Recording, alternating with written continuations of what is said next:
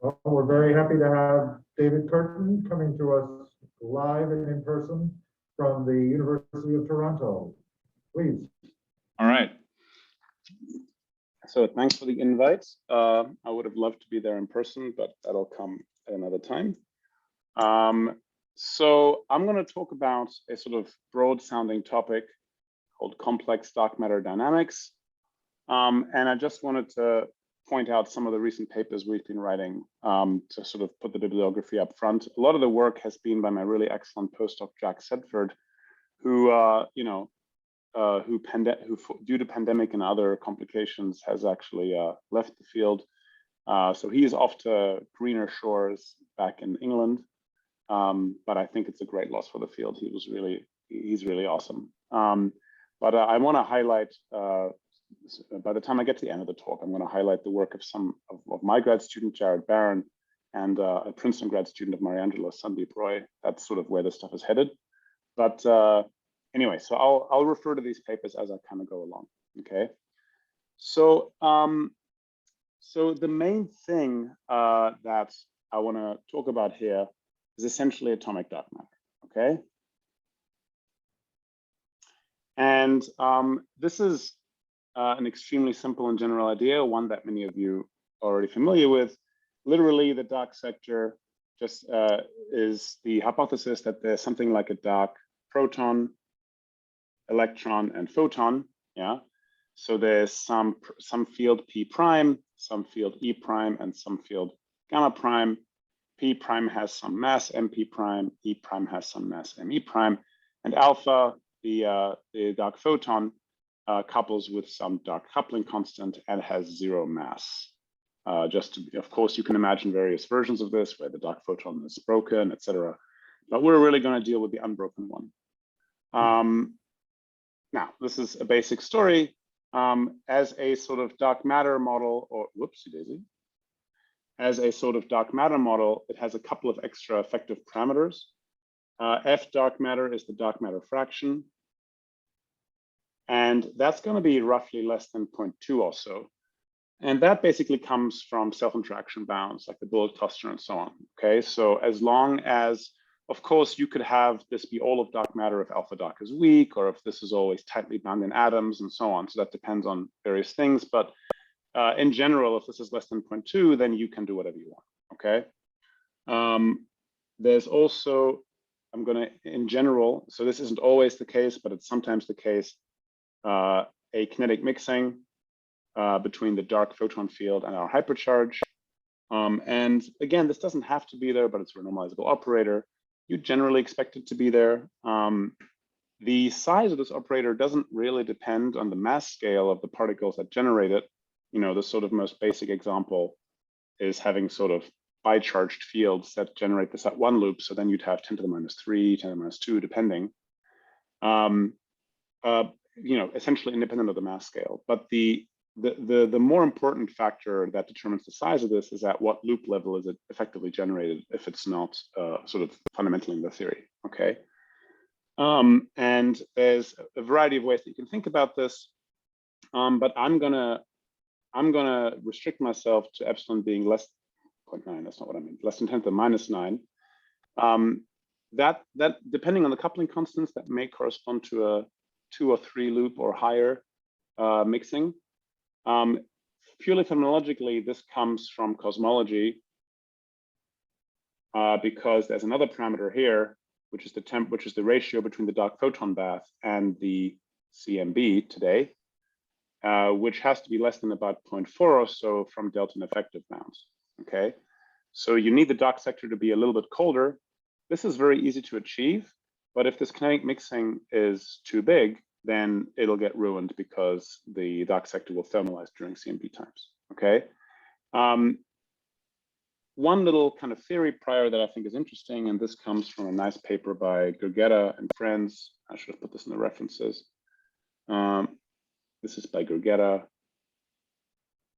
et al. This is by Gergetta, Kirsten, Olive, and Pospelov.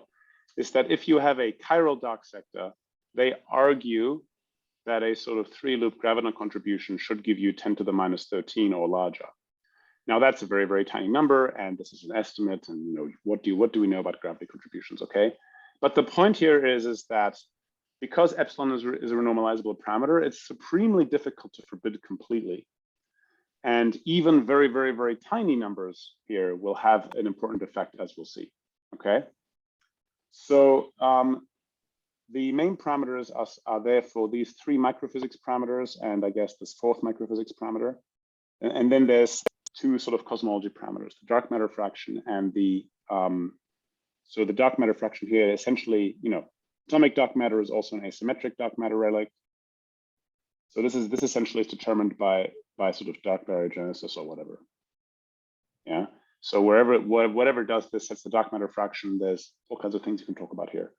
And this depends on, in some sense, the rest of the dark sector and the cosmological history, but we generally let this be less than about 1. So this is the basic simplified framework that I want to think about for both the cosmology and the dark matter today. That is a perfectly fine model to consider by itself. You know, it's a fine benchmark model.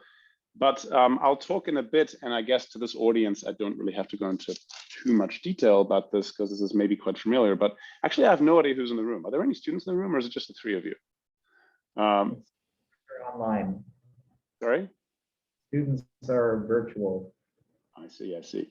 Okay, so I'll say a few words for the students in a sec. But this is essentially going to be a stand-in for all kinds of more complicated dark sectors, which in my mind is, you know, my main motivation being of the school that still cares a little bit about naturalness.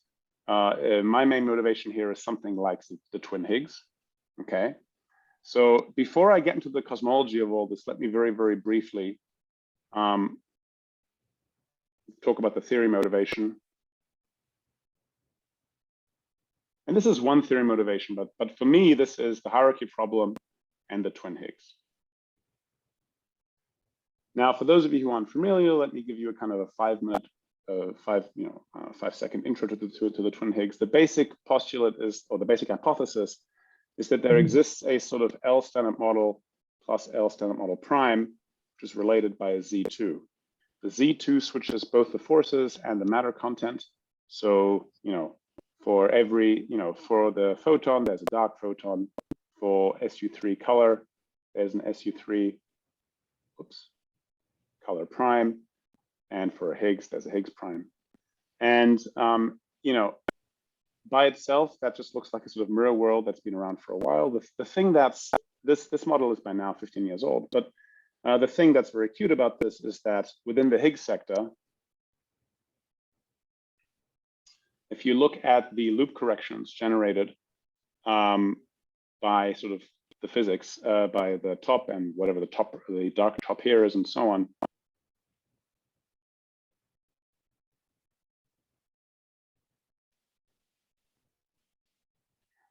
very schematically in the cutoff, you have some coupling, some cutoff, and this generates a quadratically divergent mass for the A Higgs and for the B Higgs. But if this is obeying the Z2 at the quadratic level, you essentially get an effective SU4 symmetry for the Higgs. This here just looks like a big Higgs squared, where Higgs is Higgs A plus Higgs B. Okay, and by having a hidden sector that is related to the standard model via a discrete symmetry, you mimic an SU4 symmetry, and our Higgs is taken to be a pseudonymous Goldstone boson of that approximate SU4 symmetry, and therefore protected against loop corrections up until a relatively low UV completion scale of 5 to 10 TeV. So it solves the middle hierarchy problem. And there's a lot of things you can say about the cosmology and the collider phenomenology of all this. And by the way, please interrupt with questions anytime. But I know that that's easy to say. So let me just let me finish a few words about the Twin Higgs, and I'll pose some questions. But one of the really nice things about the Twin Higgs is that one of the reasons I care a lot about it is that it solves the middle hierarchy problem in a way that is consistent with the lack of discovering sort of classical supersymmetry signals at the LHC, with all due respect to present audience, and there are many, many achievements in old school SUSY model building. You know, so with that to me makes it very attractive. But I don't want to talk about the UV completions of the setup, which could very well just be versions of supersymmetry or composite Higgs models. But in the IR, whenever you have, the important lesson to draw here is that dark sectors related to the standard model via discrete symmetry could have a very deep connection to the hierarchy problem. They could solve the hierarchy problem, or at least a little hierarchy problem. And that to me is reason to think about them very carefully and what their very signatures might be. The C2 symmetry is softly broken. And what this means is that the ratio of the B Higgs versus our standard model Higgs, something that we call F over V, has to be bigger than about 3. So the hidden Higgs has a somewhat higher VEV than our Higgs. This is just to make sure that our Higgs is not an equal admixture of hidden and visible, which would be in contradiction with Higgs coupling measurements. And you can do this in a variety of ways. You can just add a Higgs mass term to the B sector. You can spontaneously generate this in a variety of potentials. There's lots and lots of ways of doing this. But the point is that this is not a perfect Z2 copy. There are some differences, which means that while this hidden sector can feature things like dark protons and dark electrons, there will be some differences in their properties compared to the standard model. Just to complete the theory motivation, when you look at these kinds of hidden values that are motivated by the twin Higgs, or really any kind of hidden valley, there's really only 2 possibilities for what the lightest states in the spectrum can do. They're either stable or they're unstable. Whenever there's 2 possibilities, whenever you have a binary question, there's 2 possibilities. So unstable means that you sort of have hidden valley collider pheno. Oftentimes you have long-lived particles and all these kinds of things. And these are things that I've been thinking about for a while. But the sort of flip side of this is that you have complex dark matter. Yeah, if it's not unstable, then it's stable. And if it's stable, it's still around today. That's kind of it. And within the twin Higgs, it's therefore very easy. There's lots of various twin Higgs models. There's ones where you break the Z2 in various ways. There's one where you only have the 3rd generation and all this kind of stuff. But one of the things that I have in the back of my mind when I think about these atomic dark matter models is that secretly I kind of like to nail my investigations to the parameter space that's motivated by the twin Higgs. So I keep in mind the possibility that there's something like a strong nuclear force. So maybe these dark protons are actually composite, much like our protons are composite. Maybe there's also dark neutrons. Maybe there's dark helium. None of this is super necessary for these investigations, but it's something that you keep in mind. And maybe it also points me towards some motivated regions of parameter space where I look first, sort of roughly standard model-like values of this stuff, for example, even though the actual numbers will be different. In the twin Higgs, this is 3 to 8 times higher than the standard model. This is 50% different from the standard model. But in general, I want to set up my investigations to explore this in principle completely. But I kind of care most about, at least for starters, parameter space regions that are motivated by naturalness or solving the hierarchy problem. Let me pause here. Any questions before I proceed? Especially from the students, the stuff is maybe more unfamiliar, but really anything. Are there macho search bounds on these twin mirrors? We'll get there, John. We'll get there. Absolutely. I'll get to the pheno and the sort of astro part of it in a second. Right. Yeah, I will get there. Absolutely. Any other questions? Okay, let me move on, but please interrupt any time if you think of a question later. So, okay, so fine. So let's just say that you have this minimal dark matter model, okay? And the first thing, now, one thing that you immediately should be realizing about what this does today, let me not worry so much about what does it do in the early universe, how does it form galaxies? All of these are very, very hard questions, okay? But certainly one thing that this should be doing is if dark matter has a subcomponent or a sizable subcomponent, which is made up of dark protons and dark electrons with a long range interaction that can radiate, then you're going to have dissipation. Okay, so atomic dark matter, I'm going to write it with a little m to distinguish it from asymmetric dark matter in general. It means you have dissipation. And speaking purely qualitatively, if I have dissipation, what this means is I'll have some ADM cloud, and it's going to radiate off dark photons and it's going to collapse. Okay, and we know this story from the standard model. And even if there is no such thing as dark nuclear physics, I'm going to form these objects called Neurostars.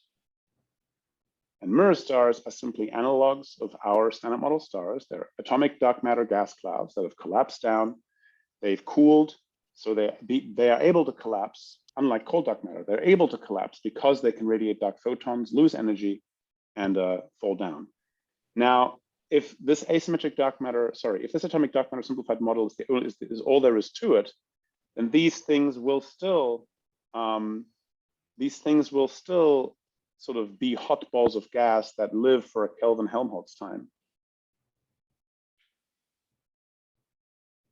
which, depending on the size of the gas cloud and the microphysics, can be hundreds of millions of years very easily, or billion years, or billions of years, sorry. So even if there's nothing else to the dark sector, you could have these hot balls of atomic dark matter gas that are slowly cooling down and contracting. If there is anything like a dark QCD, which is not, which we're not specifying, but if there is such a dark QCD, then these things could undergo dark fusion and have long lifetimes. But of course, the details, we don't know. I'm putting that aside, okay? Sorry, good. so the question? Yes. So the Kelvin-Helmholtz time, this is somehow some early stage of stellar evolution up to what? I mean, can you just say a little bit more? What is this? Yeah. So Neurostars, yeah. So this is essentially pre-nuclear physics, stellar physics, okay, where you're just imagining a gas cloud of sort of a gene size collapses down. It contracts as it radiates heat in the form of photons, or in this case, dark photons. And there's some characteristic time scale for how long it takes to radiate away a sizable fraction of its initial gravitational energy. Yeah. That's like the stellar formation time, roughly. Yeah, exactly. Right. So in the standard model for the sun, that's like, I forget exactly, 50 million years for the sun. It's not that long. Okay. But for example, if alpha dark is different, or if the gas cloud is bigger, it could very easily be much longer. Okay. So these could be fractions of billion years or billion year timescales, or, in my mind, if I have the twin Higgs, then there is something like a dark QCD, there is something like dark fusion. This will eventually ignite, and it will have these twin Higgs baryon stars. Now, what these things do is they all radiate dark photons. Okay, and all of this stuff is invisible. Yeah, so in a sense, I'm just giving you a really elaborate way of creating compact dark matter objects, or machos, or whatever you want to call it. And certainly, these things within our galaxy essentially behave like machos. That means there are some interesting bounds you can get, although current macho bounds are way too weak to constrain this below the sort of 10%, even at the 10% level in most interesting regions of mass space. But one thing that makes this very interesting is that we found that there is actually ways of observing these things directly, and this is what I want to talk about. Or rather, this is what I want to talk about to motivate the sort of, this is the spectacular window into this dark sector that motivates a lot of the next work. So let's talk about how you might observe a Neurostar. And for now, I'm going to consider the possibility that there is some non-zero kinetic mixing between the Neurostar, between the mirror matter and our matter. Okay. So this Neurostar, in addition, so I do not know. Yes. Sorry, yes. can I ask another question? Yes. I'm sorry. No, please. This is great. This is great. You said before that I think you said before that the fraction of dark matter is only at most 20%, right? Okay. So there's another 80% of dark matter. You're assuming that that's ordinary cold dark matter, I guess? That's right. Yeah. Sorry, I should make that clear. So for my purposes here, let me just say plus some unspecified cold dark matter. depending, little side note, it's very easy to imagine twin Higgs models where the twin neutrons are cold dark matter, and twin helium is stable and is the atomic dark matter, for example. So you can have these things coming from the same model, but again, for the purpose of for purpose of the astrophysics, this is just cold dark matter is the rest. Yeah, good. Thank you. Following up question. Where is this bound coming from? 0.2. Where is this bound coming from? Essentially, this is coming from our precision of, you can take the bullet cluster and you can throw in just from the self-interactions. Okay. Yeah, dark matter self-interactions on the bullet cluster. Right, because the atoms interact pretty strongly. And so in the bullet cluster, we see dark matter not interacting with dark matter at some level. Right? Now, the exact number here depends a little bit on alpha dark and whether these things are atomic or ionic and so on, okay? But in general, just based on the sort of error bars of how well we can weigh the various constituents of the bullet cluster and so on, 10–20% is very, very safe.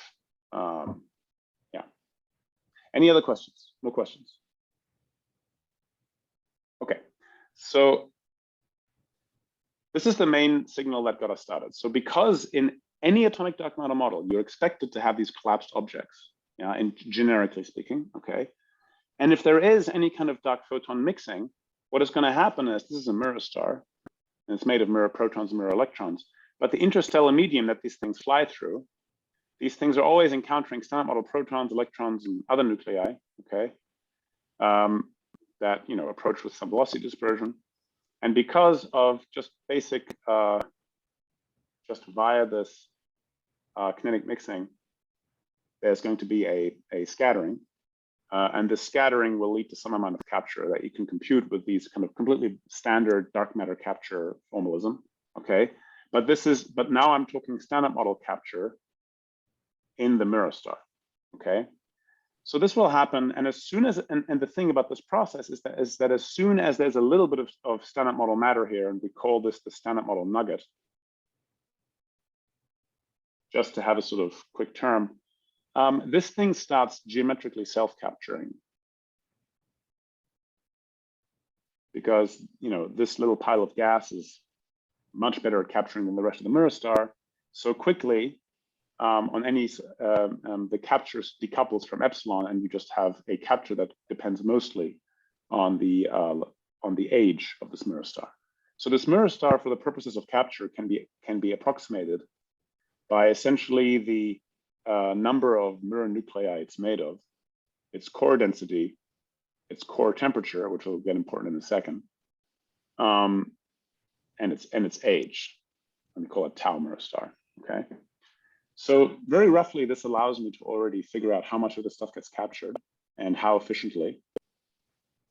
And once you have the standard model nugget captured, this kinetic mixing has two really exciting consequences, okay? The first consequence is that the very same process that leads to capture will actually heat up this nugget, okay? So this nugget gets heated up by essentially thermal contact or extremely suppressed thermal contact with the core of the mirror star that is at some temperature T core, yeah? You can solve for the structure of the nugget using only the core density, which you can assume to be constant on the scales of this nugget, and T core. Now, I should say, we did this calculation first in these two papers to figure out how we could find these mirror stars. And in these papers, we plugged in some standard model copy mirror stars. So in a sense, we're assuming that we just simulated some standard model stars in NISA to get their profiles and density and so on. And then we just pretended that they were made of mirror matter and that the mirror matter is a Z2 copy. Now, that's not a, that's just a particular example. The reason we chose this is we wanted to have one self-consistent, stellar physics example, just to understand our signatures so that we could just not worry too much about the stellar physics, just start figuring out what the signatures could be. And this allowed us to extract some general lessons and made us convinced that this is a generic story. Okay, so we applied this to sort of standard model like Neurostars first, but I hope to convince you that this is a generic story.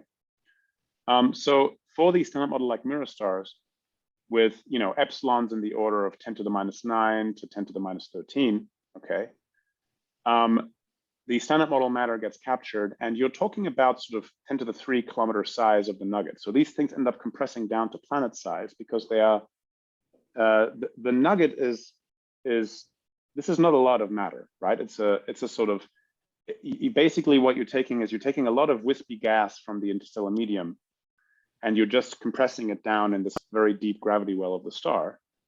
But the size is only about the size of a planet. So these are very tiny, but they're much, much, much less dense than a planet, okay? But they're much more dense than a planetary nebula. So it's as if you took a nebula and you kind of compressed it down to a planet size. So it's a completely bizarre astrophysical object when viewed in isolation. It doesn't make sense by itself. It only makes sense in the context of sitting in this gravitational well, okay? So this thing is sitting in this deep gravitational well, and it's receiving a little bit of heat, depending on the kinetic mixing, okay? And there's a few interesting things you can say about the thermodynamics of this. It's an interesting thermodynamic problem where, you know, you essentially have two substances that are in the same region of space, but they have such suppressed interactions that they can maintain completely different temperatures.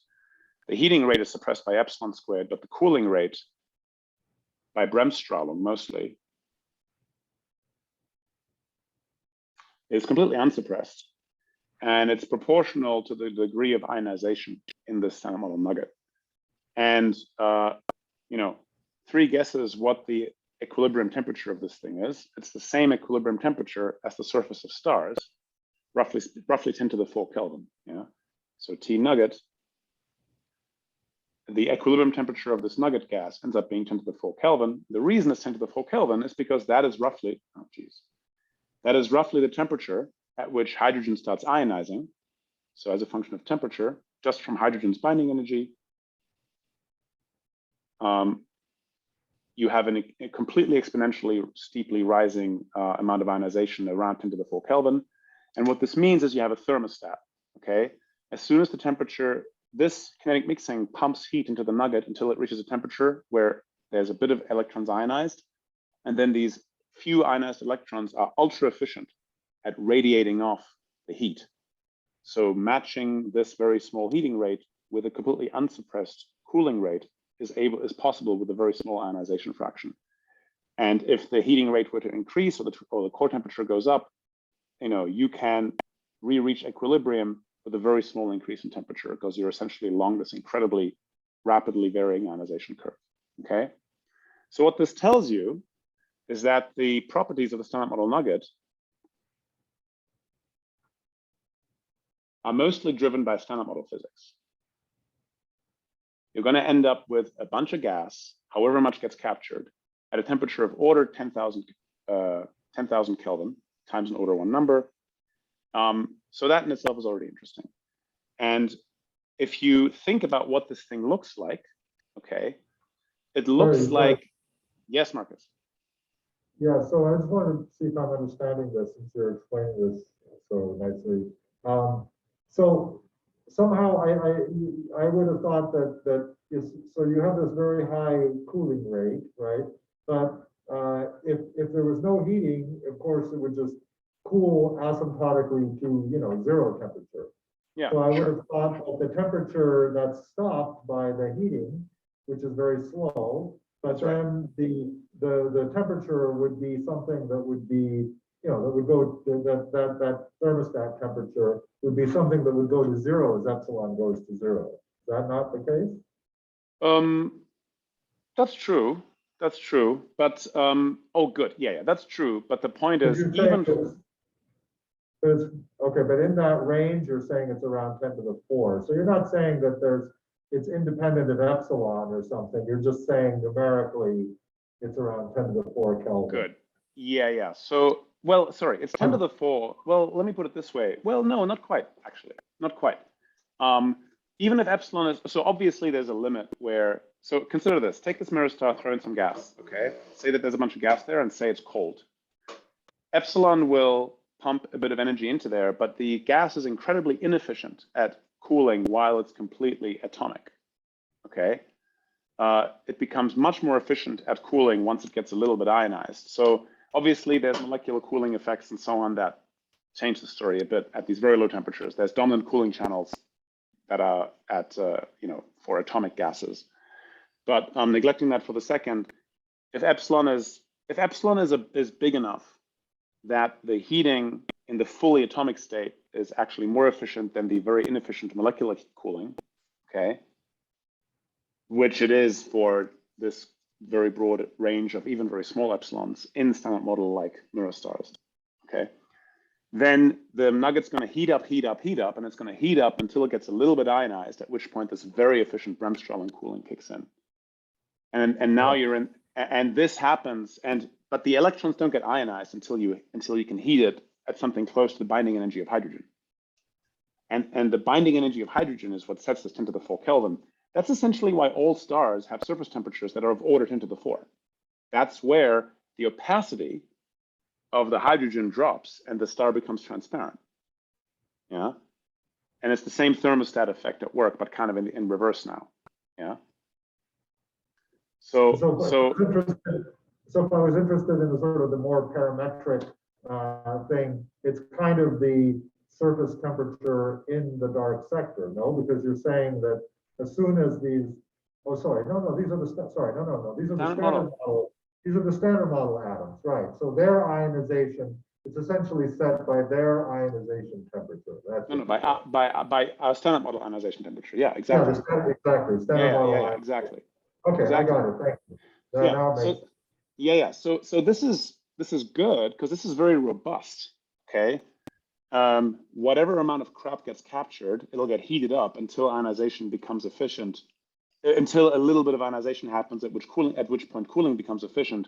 So of course, the luminosity of this, whether it's blackbody or Bremsstrahlung, depends a lot on temperature, right? T to the 4 or whatever. But the actual temperature itself depends quite weakly, numerically, on all these details. It'll be order 10 to the 4, okay, up to maybe a factor of 10, depending, So the properties of the nugget are mostly standard model physics. And just by the way, so we did in this paper on Neurostars and Gaia, we did an incredibly primitive thing where we took a bunch of standard model like stars, and we literally, you can change parameters from the sun kind of times or multiply 10 to the 4, 3 to 4. So this is not even consistent stellar physics, okay? But literally just to see what happens if you assume a mirror star has electron mass, nucleus mass, physical mass, radius, temperature. Literally, you just take standard model suns and you multiply or divide by factors of, essentially, sorry, let me put it this way, multiply by 10 to the minus 4 to 4. You know what I mean? Yeah, okay. And you just do a random scan just to get a feeling for what happens. So, something very interesting happens in the Hertzsprung-Russell diagram.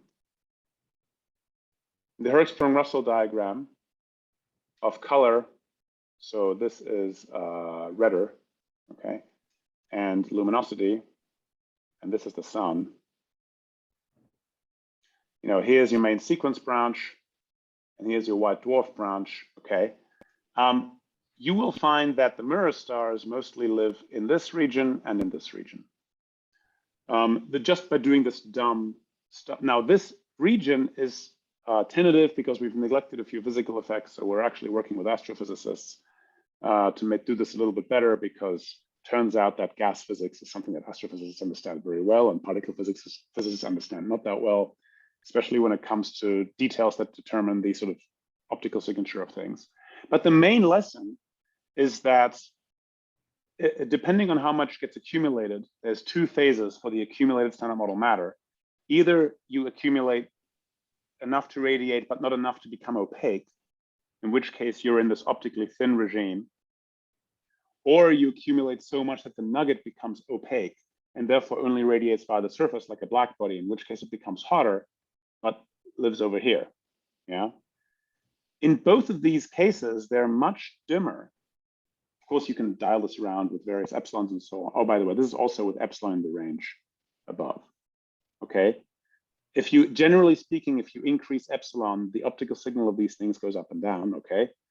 But the general lesson here is that with a great deal of degree of robustness, we can say that mirror stars live very, very far off the main sequence and white dwarf branch in the HR diagram. There's essentially a mirror star region in the HR diagram, 2 mirror star regions.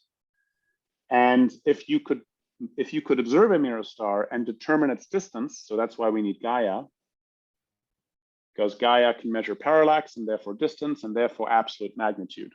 Yeah. So if we had the absolute magnitude, what you would see is you could place a given signal on the HR diagram, and in principle, as long as it's far enough away of the standard stars, you would conclude that, oh, this is an interesting object. It's way too hot to be that dim, right? In normal astrophysics, when something's very hot, it's going to be very dense, like a white dwarf, or it's going to be very big, like a normal star. Something that is that hot, 10 to the 4 Kelvin, has no right to be that dim, okay? So this is a very robust and interesting signal. And it's interesting that this is a search for dark matter that you can do directly with optical telescopes, okay? So you can look for dark matter by looking for mirror stars. This is the generic signature, and it's so generic for sort of any atomic dark matter model. This could happen. Just to give you a feeling, a standard model like mirror star with epsilon as low as 10 to the minus 12 could be seen within 10 parsecs. So if you think of the fact that within 10 parsecs there's hundreds of normal stars, okay. Again, we don't have a prediction for the number of mirror stars, but the fact that the signature exists and that even for these incredibly tiny epsilons, you could see one mirror star within a spatial volume that contains hundreds of normal stars, you have significant sensitivity to the mirror star fraction. Yeah, so this is, I think, a very exciting search channel. Let me pause here and ask and see if there's more questions. If you add a dark photon mass, how quickly does the signal go away? A function of mass. Well, unless your de Broglie wavelength is interstellar, the answer is immediate, I would think. I haven't thought too carefully about the thermodynamics of these things. I guess, I mean, it depends on if your dark photon mass is above or below the temperature of these things, if your dark photons are stable, right? So there's cool questions you could ask about, if these dark photons are stable, then as soon as the temperature gets high enough, these things would radiate dark photons like normal, but then these dark photons would decay and you'd essentially have this weird source of cosmic rays. That's a very cool regime that, to be honest, we haven't thought about that much. The reason I am a little bit pessimistic is, in order for this thing to be easily emitted, it's probably going to be very light. And if it is very light, it is going to be stable. And in that case, there's just going to be a minimum temperature for any kind of emission. We haven't thought about it. Yeah, we haven't thought about it carefully, but. We're looking for visible photons being emitted by the. No, that's right. Sorry. So this part wouldn't change that much. If there is a small, so if there is a small dark photon mass, this may actually amplify the signal because this stuff could cool enough to collapse, but not cool enough to reach low temperatures. And at below some temperature, this becomes the only cooling mechanism. So these things could be extremely long-lived. The downside here is that I suspect that they're going to be much puffier. Depending on the dark photon mass, that they're going to be puffier because there's below a certain temperature they can't cool. I haven't thought through it carefully, but it's an interesting regime. I agree. There are probably signatures in parts of the parameter space with the dark photon mass. I completely agree. Yeah, that's a good point. But yeah, so this is a way that optical telescopes can search for dark matter. One thing qualitatively, these things have been known in the sort of mirror matter literature for a while. People like Robert Foote and Bergiani have pointed out that this kind of signal would exist, even though they didn't calculate anything, any of these fluxes or whatever. One thing that hasn't been figured out until we did our analysis is that there's actually a second signal. And the second signal is incredibly exciting because unlike this signal, which by its very robustness doesn't tell you all that much about the mirror sector, okay? But the second signal probes the mirror sector very precisely. And that is X-rays.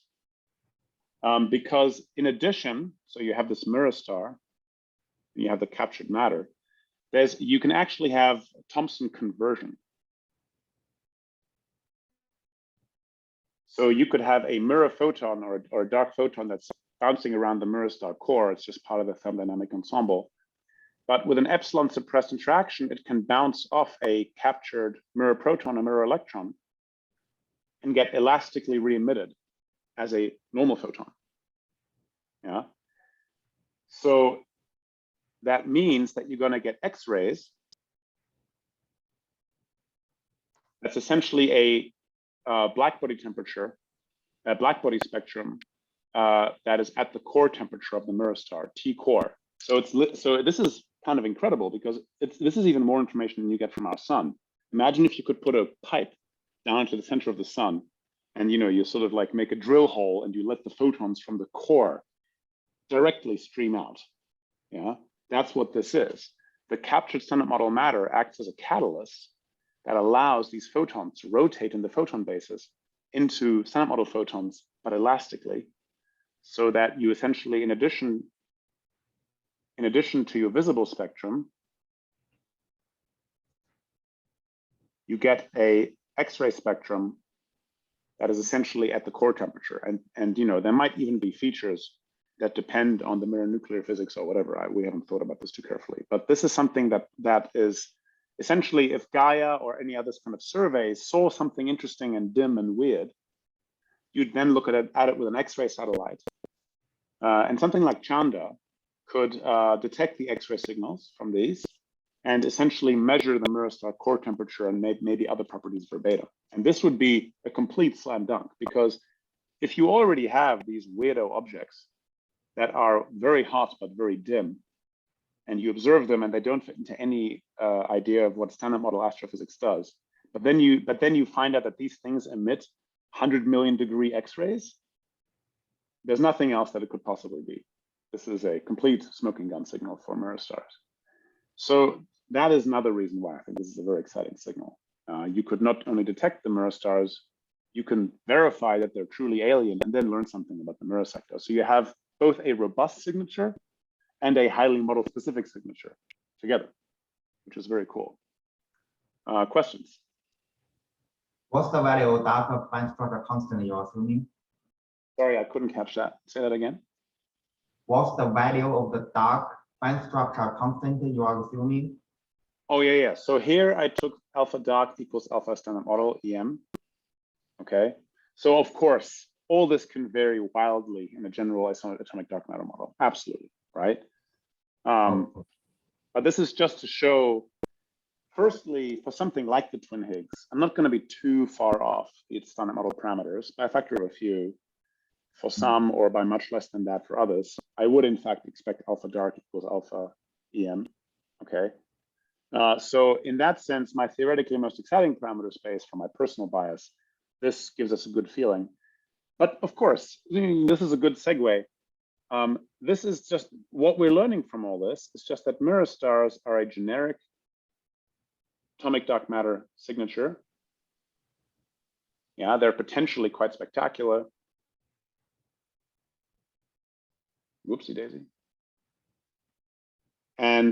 But of course they depend on full ADM astrophysics.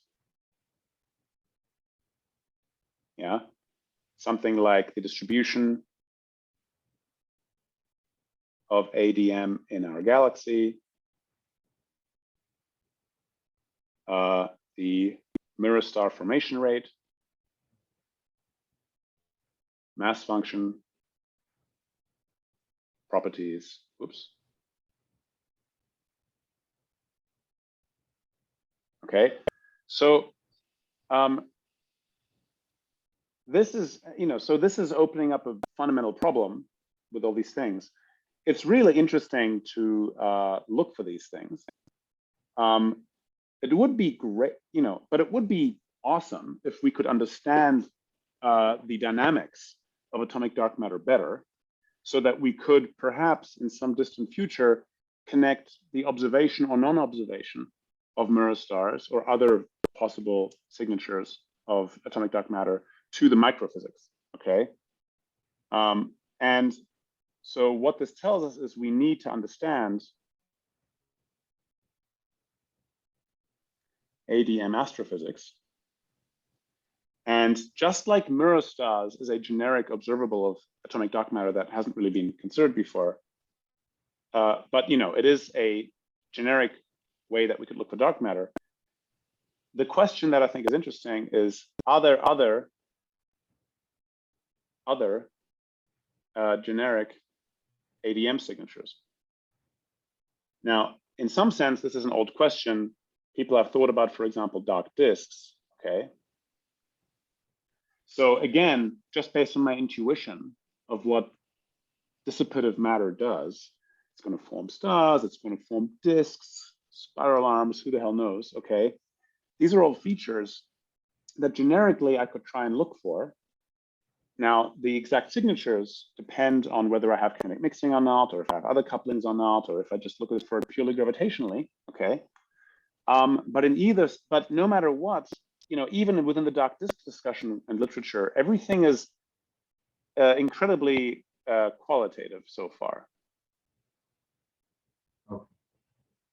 There have been some papers that try and be a little bit more quantitative, but really, at the end of the day, you're dealing with nonlinear physics. And we've tried doing various analytical or semi-analytical estimates, and these things work to varying degrees. Some people have been more successful than others, but at 0th order, we do not know what this stuff does if it exists in our galaxy. Yeah, has it cooled yet? Does it collapse into a disk? How big is the disk? Is it going to be puffier than our disk or thinner than our disk? There's rough parametric scalings that we can use to estimate what these properties might be. But ultimately, it would be really helpful to understand this more quantitatively, okay? And just before I talk about that, I want to just briefly mention other Neurostar signatures. And essentially, the gravitational ones. Gravitation. Okay. And those are essentially microlensing and gravitational waves. Okay. Microlensing is straightforward. It's basically macho searches and so on. Okay, like as John mentioned. The thing about Neurostars is that in the regions of ADM parameter space, where I expect to form Neurostars, I expect the atomic dark matter in our galaxy to have cooled down, and in order to form Neurostars. But in the process of cooling down, you'd expect it to form a disk. So if I have Neurostars, I expect to have a dark disk, generally speaking. So normal macho searches look towards the Large Magellanic Cloud because that's where you have a nice faraway disk, nice faraway source, and you look through a nice amount of NFW halo. But if you're looking for microlensing from a dark disk, from Neurostars in a dark disk, you need to look inside of the disk, and that's essentially what the Vera Rubin telescope is going to do. Sorry, can I ask a question? Yes. Can I go back to this, what you call Thompson conversion, right? I mean, Yes, the way yes, I yes. understand that is that's very much like the very classic, in reverse, the sort of classic star cooling from axions or whatever your favorite weakly interacting particle is, right? But it's sort of the reverse of that. No, not quite. You need the captured matter as a catalyst. Without the captured matter, you don't get it. That's the difference. Well, the diagram, so then I didn't understand because the diagram you drew there. Oh, I'm so sorry. Proton prime. Ah, okay. Sorry. Yeah, sorry. Yeah, But because but then let me ask why, so, but you also have the other process, but you're just saying that's really small. no, not really small, 0. So this is one of those confusing dark photon things. Let me explain it with simple time translational invariance. There's some, before I get rid of the kinetic mixing term and make the kinetic mixing canonical, there's A and A prime, and there's the kinetic mixing term, and then I do one of several possible basis rotations, right? Yeah. Where either the standard model is merely charged into the dark sector, or the dark sector is merely charged into the standard model, and I'm twiddling my field definitions, okay? So things can get confusing because there's various ways of doing that all lead to the same physics. However, the simplest way of seeing why this doesn't happen without captured matter is whatever admixture of the original photon states is emitted by a mirror star state is also the same admixture that gets absorbed with the same, with, you know, alpha EM efficiency. So any photon or photon state admixture between A and A prime that's emitted by a dark proton in the core is equally readily absorbed by a dark proton in the core, and is therefore just part of the thermodynamic ensemble with some optical depth that just has to work its way to the surface laboriously, just like any photon inside of a star.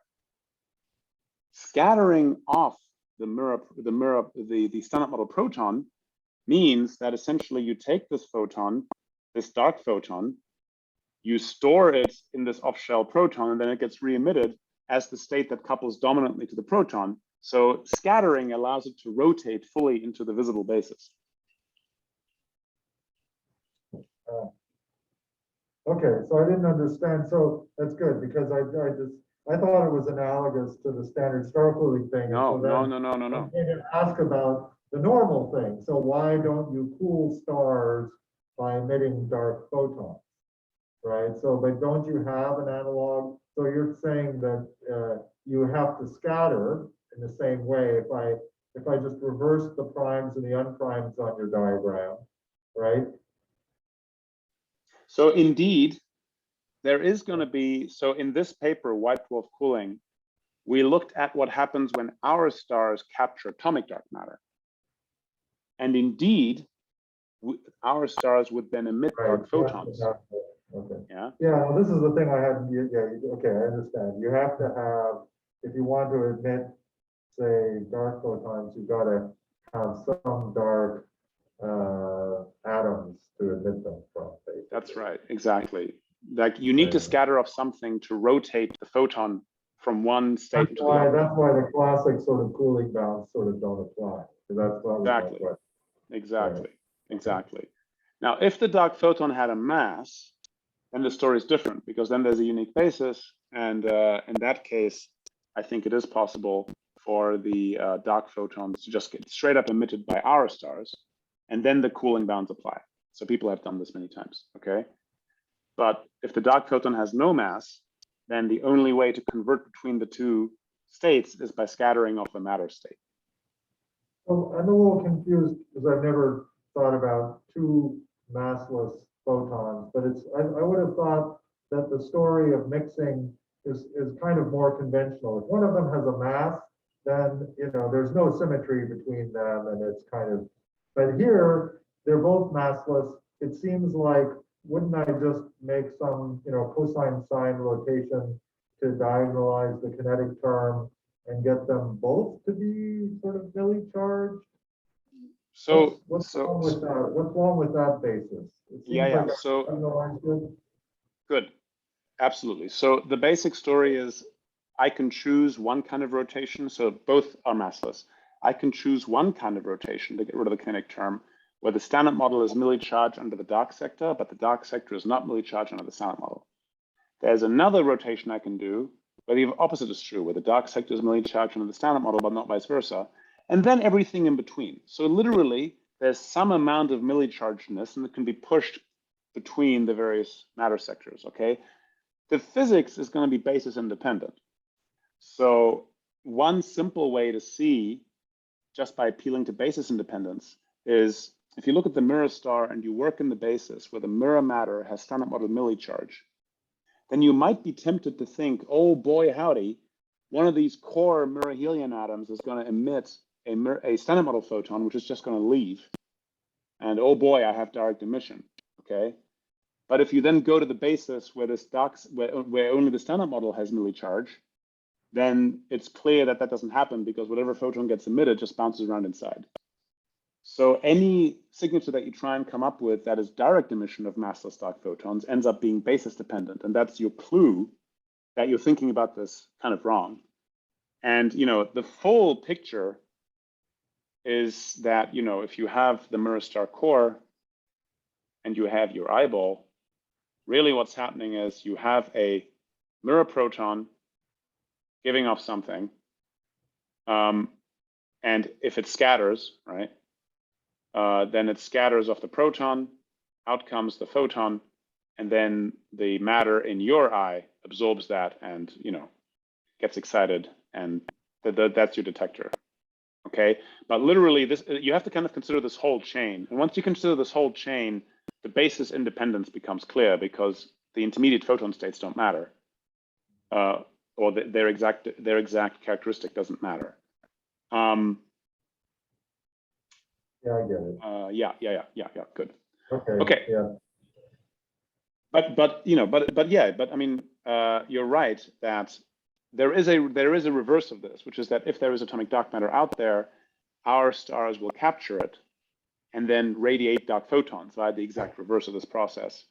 And what we find is that even for like per mil dark matter fractions, you can get the world's best limits on epsilon of 10 to the minus 10 or whatever from white dwarf cooling.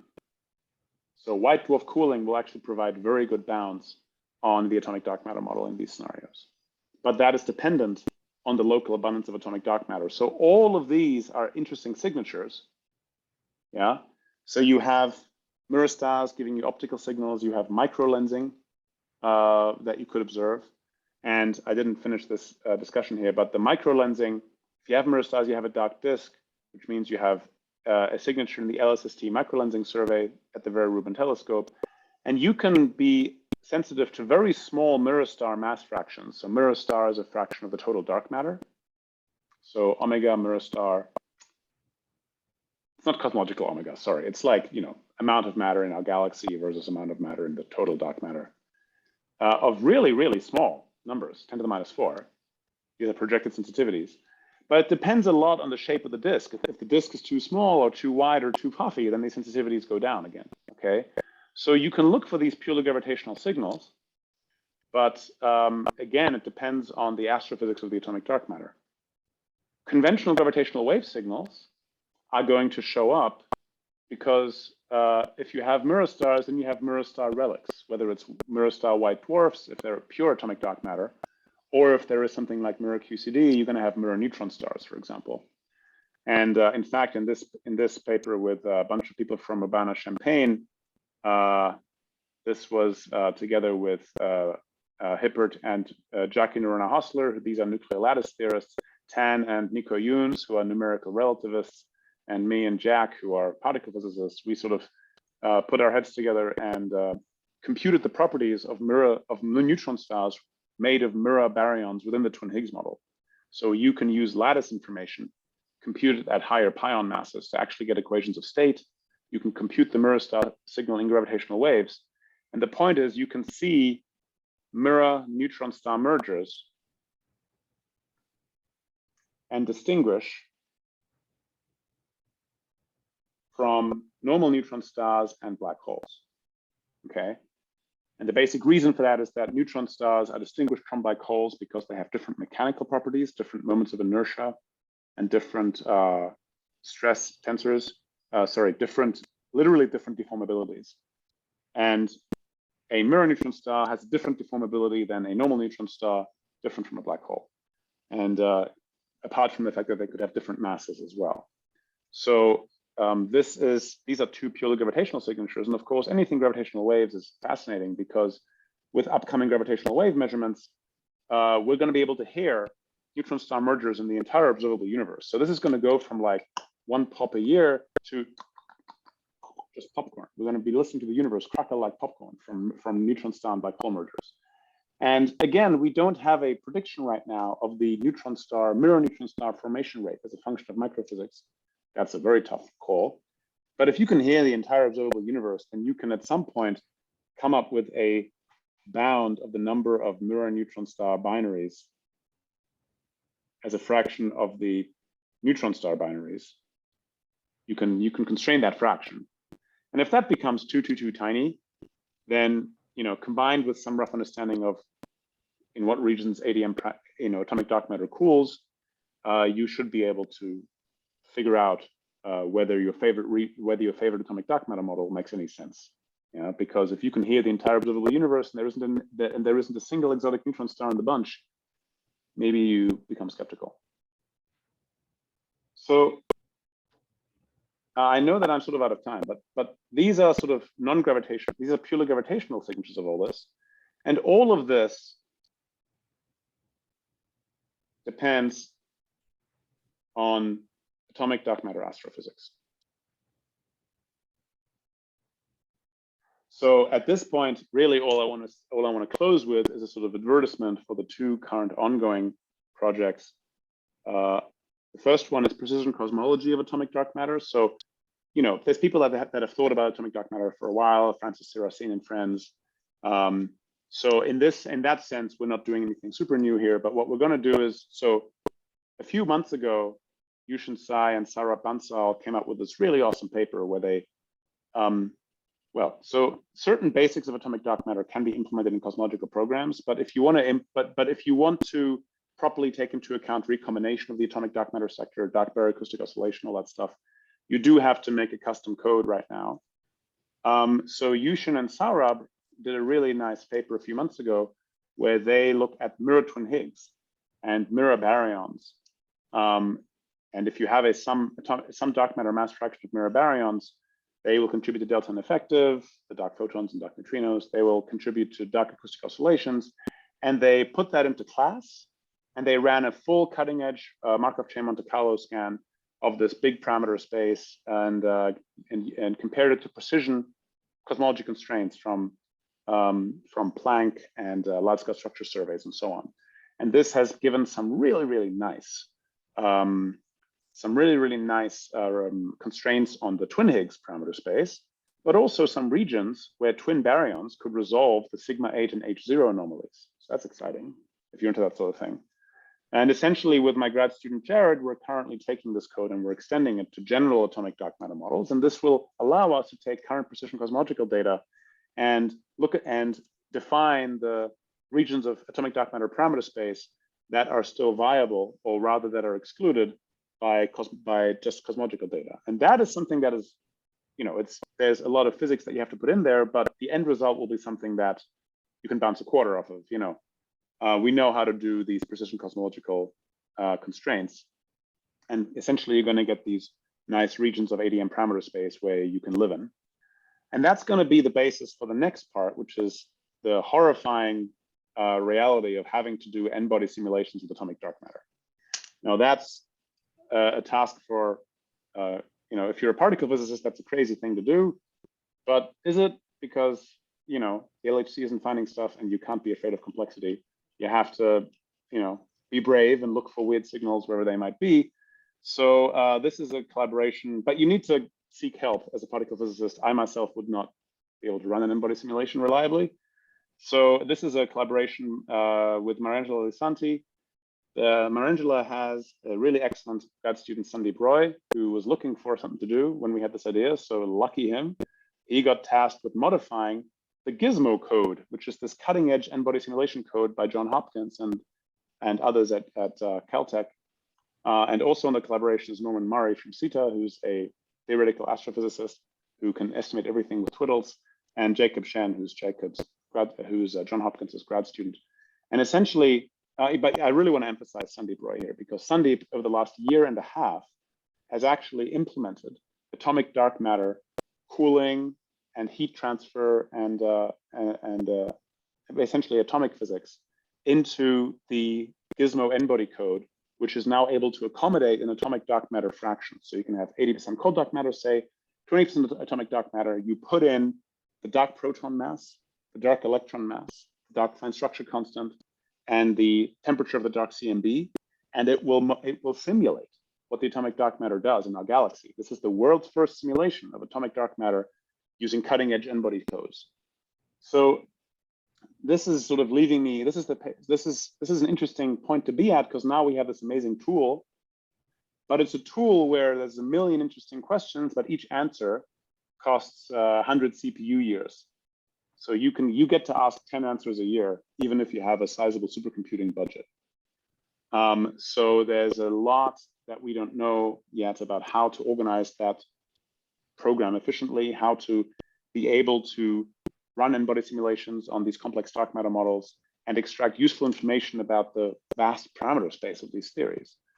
We think that there's a lot to learn by how astrophysicists encode their uncertainties and by how astrophysicists make use of expensive simulations to calibrate semi-analytical models of structure formation, collapse, and so on. And the analogy that I have in my head, which is sort of giving me a little bit of hope that this can work, is, we have phenomenological models for hadron physics, yeah, which we calibrate to data, and even without a truly fundamental understanding, you can have physically motivated phenomenological models that you then calibrate. So the n-body simulations are going to be the data. You're going to have 10, maybe at some point order 100 n-body simulations for various atomic dark matter scenarios, and then you have to calibrate the correct effective theory. You have to calibrate the correct phenomenological or semi-analytical model to interpolate between these simulations, and then we might eventually get to a point where we can understand the dynamics of complex dark matter, like atomic dark matter, across its parameter space, and then we can understand what kind of observables there might be beyond the simple ones that we already thought of, like dark disks and Neurostars.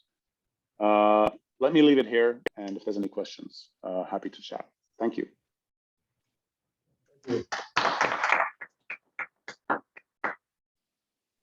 Yeah. Questions, maybe from the Zoomscape out there?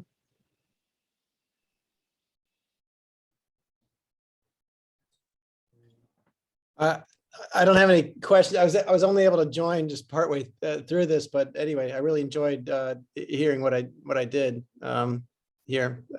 Thanks, David. No worries. Thanks, Lloyd.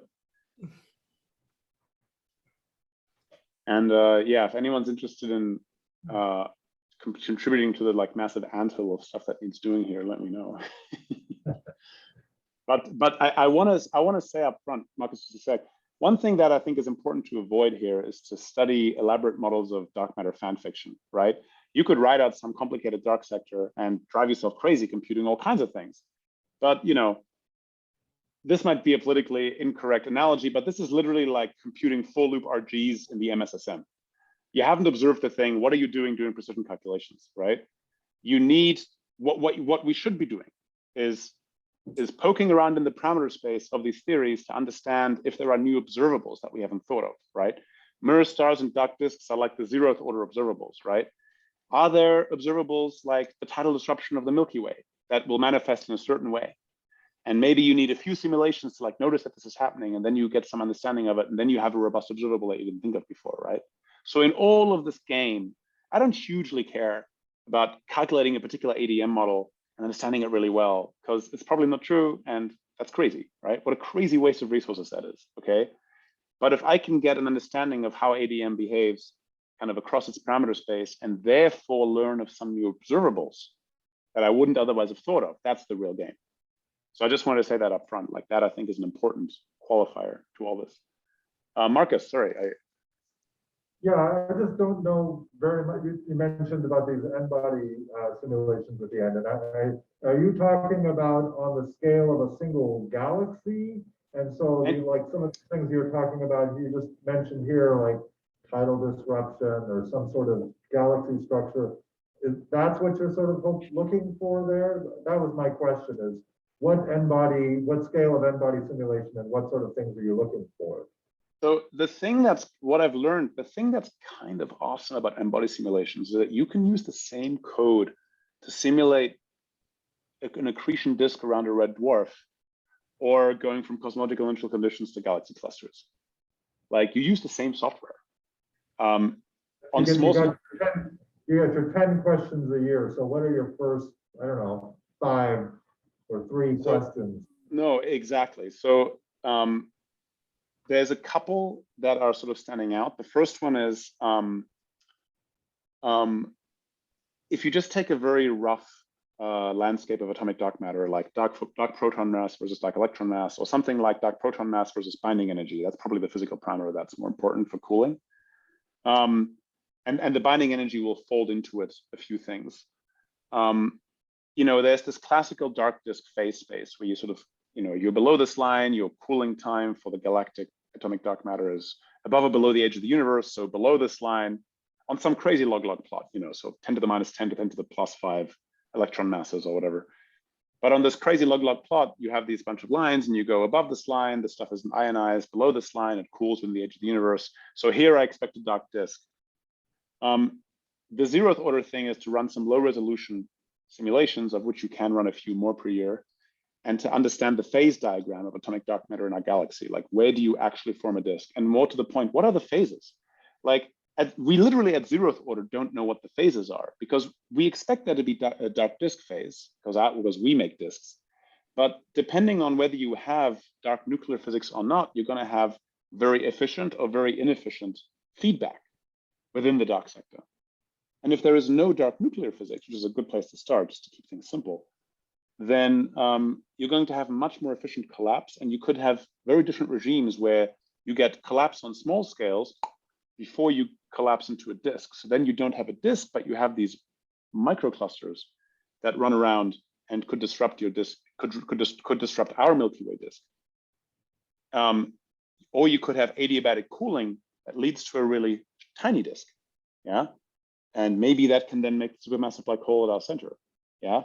So there's this very rough 0th order question of what even are the qualitative final states of atomic dark matter in our galaxy if I just wildly vary its initial parameters. So I would literally start by running 5 or 6 very wildly different parameter simulations and just seeing if I can roughly realize these things.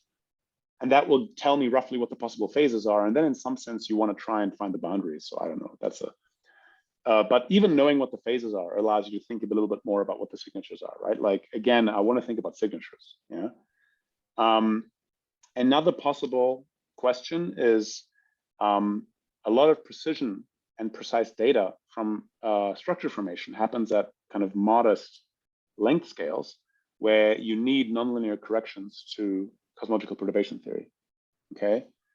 And the way that these things are calculated for standard model matter is that you run a bunch of embodied simulations and you calibrate a sort of large-scale structure version of Pythia to these embodied simulations that allows you to get the power spectrum on, you know, modest scales within a program like CLASS, which does the cosmological perturbation theory.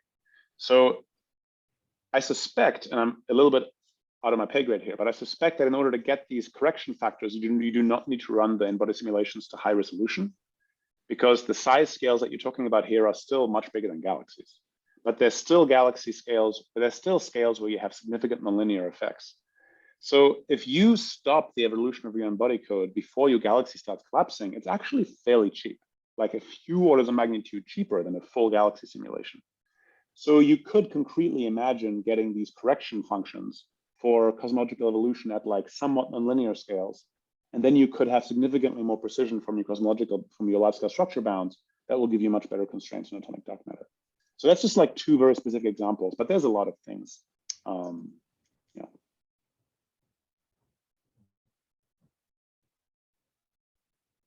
Other questions? Let me just ask, so there's you know, people looking for photon conversion. So there's an experiment here where, you know, Tony Tyson and collaborators have this antenna in a Faraday cage, right? And they're is this DM radio or what? Yes. Yes. Yeah. That's for massive, I don't know if it applies here, that's searching for massive dark photons. His dark photons are massless, maybe you. didn't Okay, catch that so they're at the beginning. Well, so hang on a minute, my hang on a minute, my friendos. So there is actually really fun. So Lloyd, I guess what you're asking is, could you see these dark photons directly? Right. If I'm not mistaken, right? Yes, so at the I think DM radio relies on the dark photons being massive so that a single absorption is like a pretty meaty quanta of energy being injected into your apparatus, right? Whereas if the dark photons are massless, you're going to have much more trouble. That being said, if a dark photon goes through us, it is just true that there is an epsilon absorption. So if there is a dark photon X-ray source, or if there is a source of fairly energetic massless dark photons, it could be absorbed and give a signal, much like a massive dark photon would be absorbed. In fact, this is one of those papers that we have. So this is something that we're playing with Nick Rudd and Jeff Dror and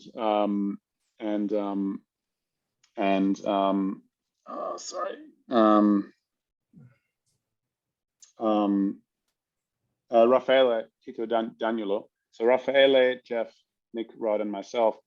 I just want to give due credit. We've all had this idea, and we're nominally supposed to write it up, where electron recoil dark matter detectors, one of the sort of possible frontiers of this is superconducting detectors with transition edge sensors that are sensitive to single microwave excitations. So single phonon detectors of, so this is not there yet, but it's a sort of technology target that people are, there's lots of condensed matter reasons to want this. So there's other reasons to want it. But if you could do single photon microwave detection, then now you're talking at sensitivities to energy packets that are, you could pick up the dark photon CMB with this thing. So you put this thing in a cave and it acts as a monopole dark photon receiver, much like the original microwave horn that found the CMB. You'd find a in the background that is the dark microwave photons, which is a super cool thought. Okay, so there are possibilities of finding these directly, but again, it depends on the astrophysics, right? If there's dark stars that scream dark X-rays, then maybe.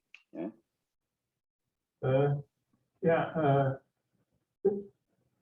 talking about massless photon, right? But it's not just as you said, there's a base dependence from our world. Whatever coupled to us is the photon, right? The dark photon. In that case, the dark photon doesn't couple to us. So, right. So you detect it in that. So the important thing is if there is dark fermion states, then regardless of basis, there's a non-zero 4-point correlator, right? Psi bar, E bar, right? That 4-point correlator is non-zero and it scales with epsilon, regardless of the basis. So those are basis independent statements. And that's the kind of stuff, it's easy to kind of like accidentally do basis dependent stuff here. So you have to be careful, but if you deal with fermion correlators, then you're always basis independent.